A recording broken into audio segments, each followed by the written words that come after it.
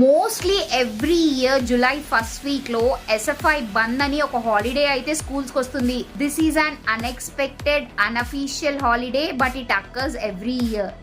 Unexpected ఎందుకంటే every year ఈ బంద్ ఒకే date ని జరుగుతుందని గ్యారంటీ లేదు. ఇప్పుడు అన్అఫీషియల్ అంటే this holiday is not accepted by the government. Only private schools K holiday ఉంటుంది.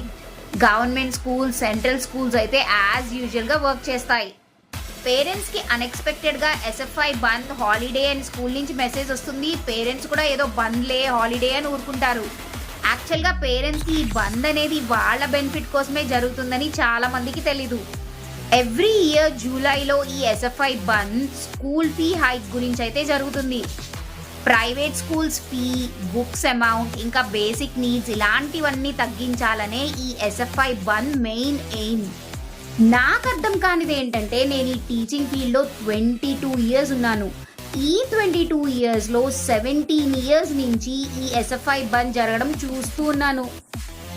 ఈ ఎస్ఎఫ్ఐ బంద్ డిక్లేర్ చేసిన ముందు రోజే ఎస్ఎఫ్ఐ స్టూడెంట్స్ అన్ని ప్రైవేట్ స్కూల్స్ కి ఇన్ఫార్మ్ చేస్తారు, మేము ఇలా ఎస్ఎఫ్ఐ బంద్ చేస్తున్నాము, స్కూల్స్ అన్ని హాలిడే డిక్లేర్ చేయాలి అని.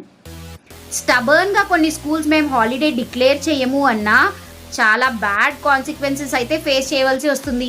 They even damage school property.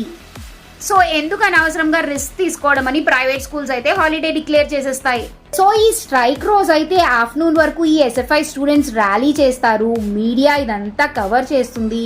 Next day news పేపర్లో ఇదంతా పబ్లిష్ అవుతుంది. ఇదంతా ఎవ్రీ ఇయర్ జరుగుతున్న ప్రొసీజర్.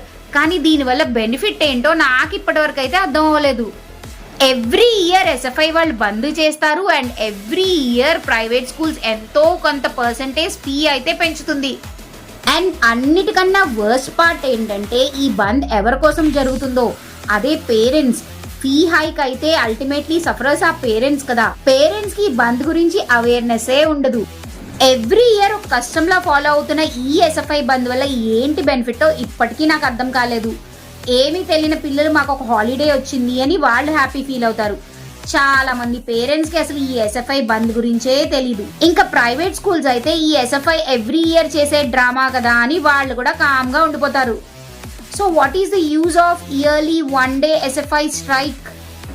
సెంట్రల్ కాదు, స్టేట్ కాదు, కనీసం లోకల్ గవర్నమెంట్ సపోర్ట్ కూడా లేదు.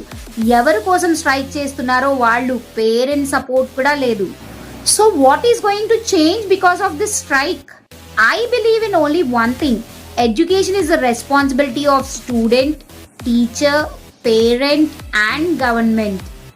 So education system లో ఏదైనా చేంజ్ తీసుకురావాలి అంటే ఈ 4 pillars సపోర్ట్ అయితే తప్పకుండా ఉండాలి. This is my honest opinion as a teacher and a parent. మీకేమనిపిస్తుందో తప్పకుండా కామెంట్ సెక్షన్లో అయితే కామెంట్ చేయండి.